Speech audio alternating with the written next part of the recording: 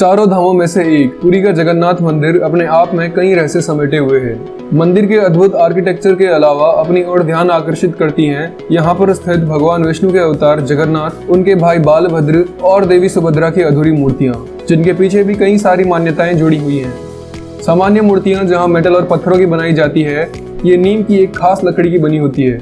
ऐसा कहा जाता है कि सतयुग में भगवान विष्णु के भक्त मालवा के राजा इंद्रद्युम्न भगवान की मूर्ति बनाना चाहते थे, परंतु उन्हें कभी भगवान के दर्शन नहीं हुए थे और उन्हें भगवान के वास्तव रूप के बारे में अधिक जानकारी भी नहीं थी।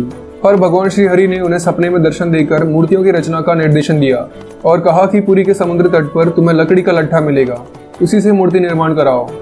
अब राजा के पास मूर्ति बनाने का साधन तो था, पर आश्चर्य की बात थी कि राजा के मूर्तिकार अब भी मूर्तियां नहीं बना पा रहे थे।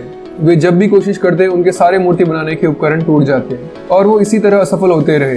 फिर भगवान विश्वकर्मा एक बूढ़े मूर्तिकार के रूप में सहायता के लिए आते हैं और 1 महीने तक एक कमरे के भीतर एकांत में मूर्तियां बनाने के लिए राजा के सामने पेशकश रखते हैं और इस अंतराल में कमरे के भीतर कोई ना आए, इस बात का भी ध्यान रखा जाए। पर जब महीने का आखिरी दिन था और कमरे के भीतर से कोई आवाज नहीं आ रही थी, तो राजा ने कमरा खोल दिया और अंदर झांक कर देखा तो कोई नहीं था, थी तो बस वो अधूरी मूर्तियां।